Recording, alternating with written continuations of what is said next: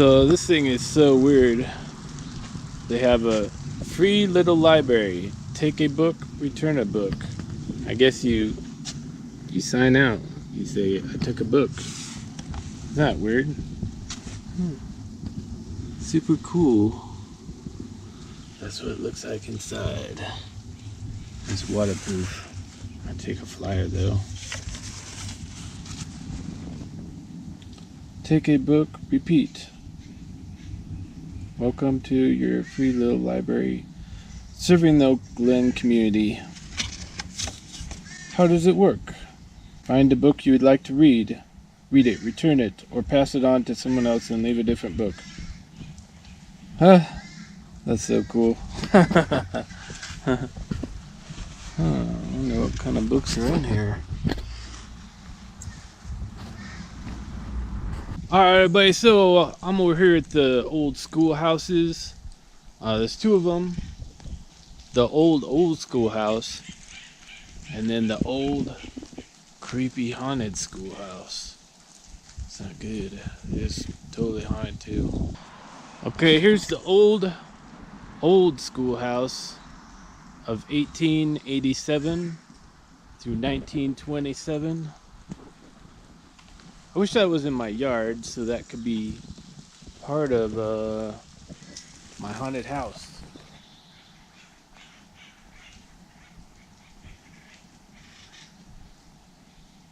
And that right there is the new schoolhouse. That's pretty cool. I wish that was in my yard.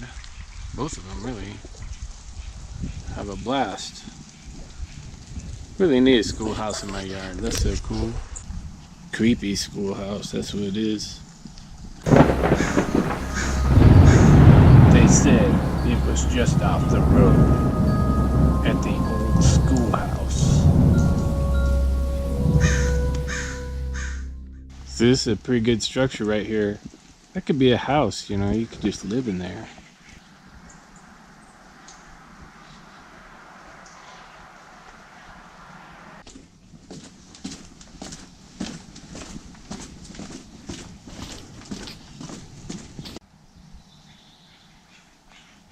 So this is interesting. I guess you can go on a hike here now. This wasn't here the last time I was here.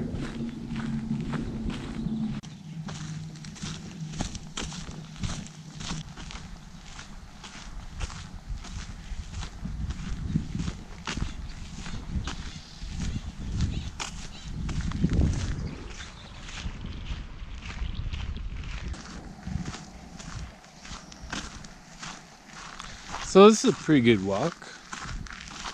Seems to be going way up here too. It's kind of weird. Oh, well, guess I'll go.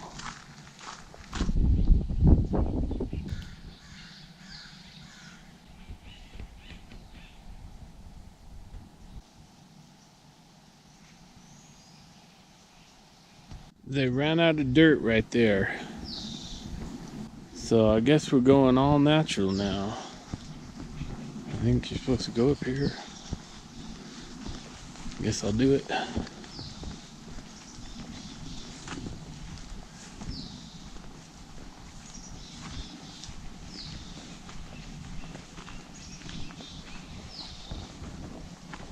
That is so strange. There's a whole sea of these yellow flower or whatever they are, plants. These yellow flower plants. Oh, it's intense. Let's see what's on them. What is it? Do you know? View.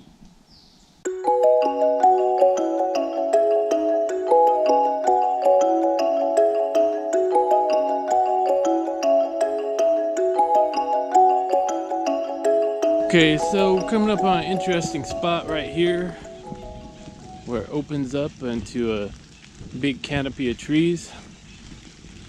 Although every time the wind blows, even though it's not raining, the water comes spraying down. So I don't know if it's going to be the best.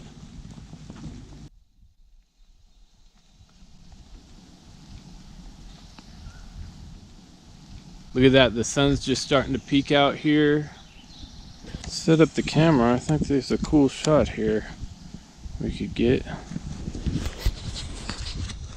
prep this thing and see what's going on. So I'm thinking right along there might be really interesting. See what we can do there. Okay, so let's point this light meter out here, and that's what I'm getting. 1 1/3. So I decided to go with f32 and a half a second. Alright, so I'll just back this out.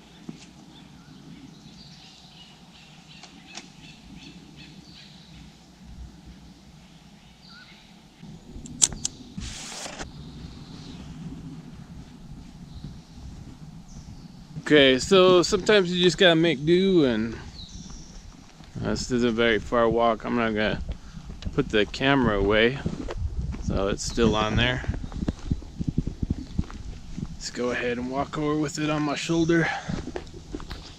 So I was walking to another spot, but you know, I just kind of had a feeling when I was looking out here, and I'll just show you, like, seeing this behind me here, and I just thought, you know, there's something really picturesque about all that, you know, the little sign and the sign down the way, and that little cabin right there, the way that the trees are arching over this whole path. I like pathways. Like a lot of paintings have a lot of good pathways in them.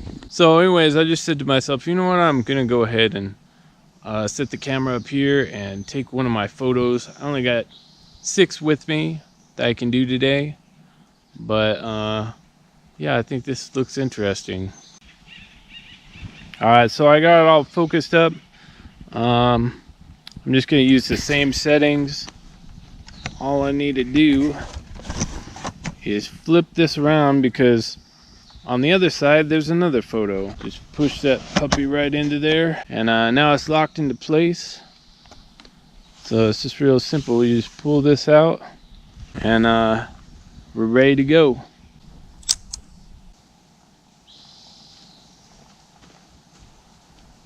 Oh, now that's nice. See, we're finally getting some sun today, and that's perfect because I really don't want it raining on my bellows.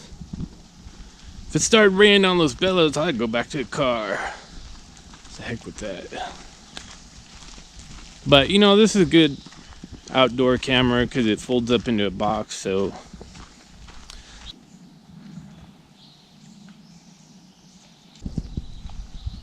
all right, there, that looks pretty interesting. See, that could be a photo, right? See, this was actually the GoPro of the Victorian era right here. That's how bad it was back then. The stand is kind of heavy. Maybe I could get a lighter stand, I don't know. But the camera is not too bad. I just need the stand to actually strap to my backpack so I don't have to carry it around anymore. Then it'd be fine, it'd be totally portable. So this little camera is my Pony Primo number 5 from Rochester, New York. The home of photography, really. And right there, you can see that it's got 2 different bubble floats. And this little thing turns into a viewer. Although, I don't know what's wrong with it because it doesn't work at all. Probably gotta clean it out or something. Alright, so everything's looking good. Everything's set up. Except for this. There we go. And just gonna use the same settings. My light really hasn't changed, so that's convenient. And here we go. Now, something else cool about these old cameras is, you know, right now it's in landscape mode, but you know, you can take that off and then rotate it like that, and now you're in portrait mode. Isn't that weird? So much technology for something that's made of wood.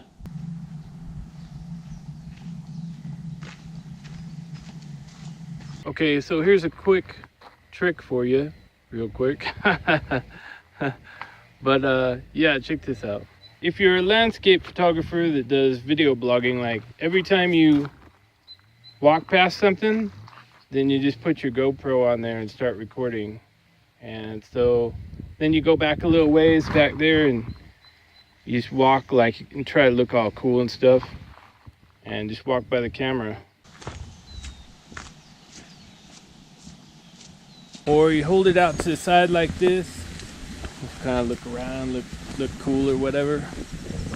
Here's another good one where you just film your feet going places. Or if you want to stop and talk about something, you can look upward and kind of talk down to the camera, which is probably better if there's something like, you know, some trees back there to look at. And of course the straight on shot is good. Or sometimes I like this upward view, kind of show the ground. Depends on what you want in the background, you know. Like maybe you want this waterfall in the background, so you can walk around like that. So I'm just gonna take a dip in this pool real quick, then I'll be back on. I'm just gonna dive in there. And here's the waterfall right here, and you can actually walk up there. Whew. Right there. I'm gonna go up there. That should be cool actually. We'll film it. Murky water. Man, that's disgusting. It's like a dead tree in there and everything. Bunch of dead leaves. Now this thing is weird. I always trip on it. It's the bubble maker or whatever it's doing. Probably coming from that other water fountain, and I don't know, it's kind of relaxing hearing all these bubbles.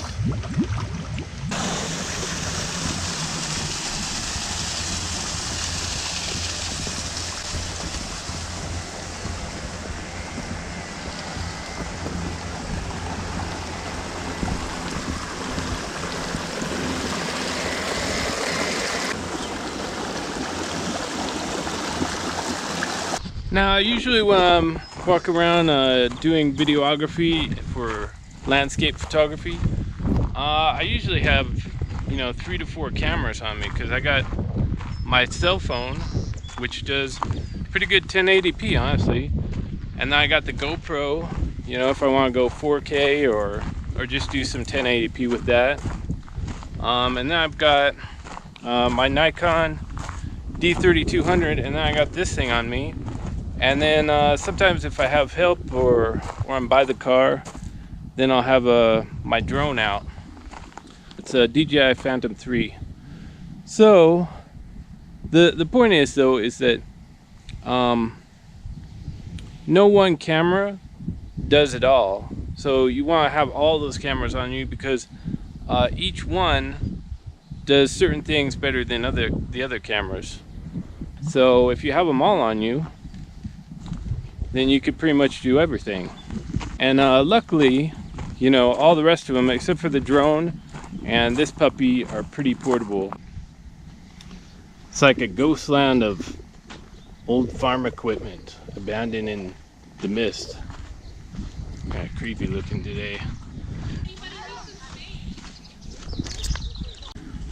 So we're coming up on this pond here, and there's a little dock, a floating dock.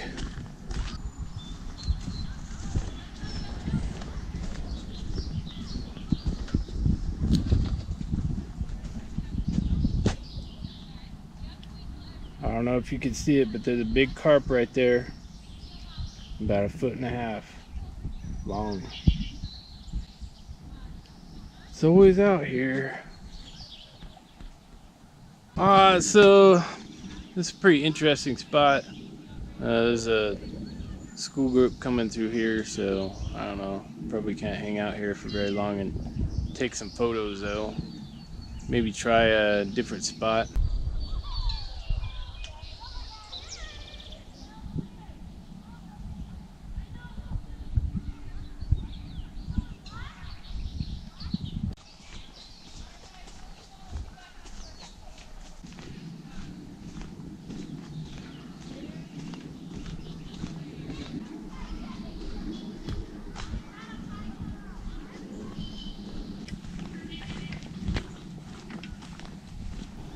Now this thing right here is the cougar cave, and cougar or bobcat lives in here.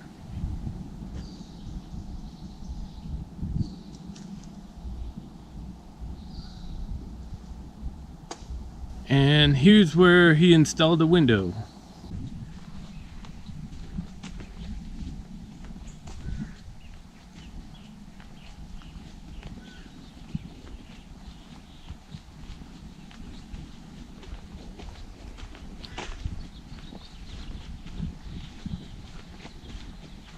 Okay, so I can't decide which view I like better, that winding path right there or this beautiful field view. I mean, they're both great. So I think I'll just take both and spend the last bit of my film right here. Okay, let's get a light meter reading in high mode for daytime. Looks like we got a 5 1/3. Just adjust this little dial right there. So I'm using a 100 ASA film, Arista film, and since it's 5 1/3 exposure meter reading, I'm going to use 1/28 aperture and 1/5 of a second.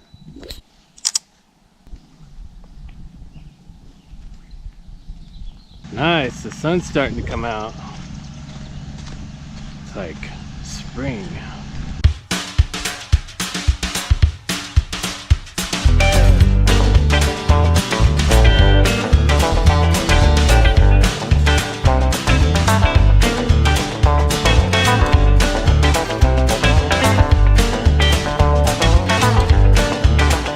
Wow, that's cool. That's actually working.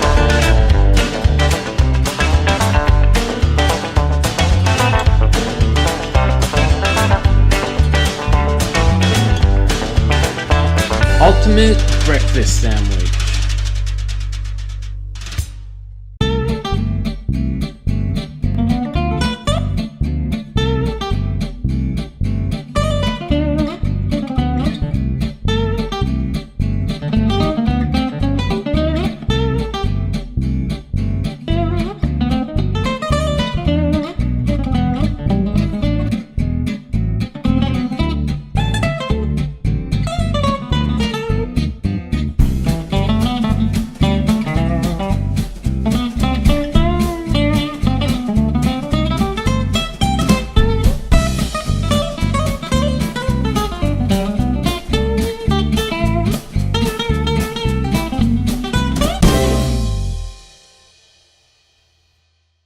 So that breakfast sandwich was really good, and so was the coffee, really delicious.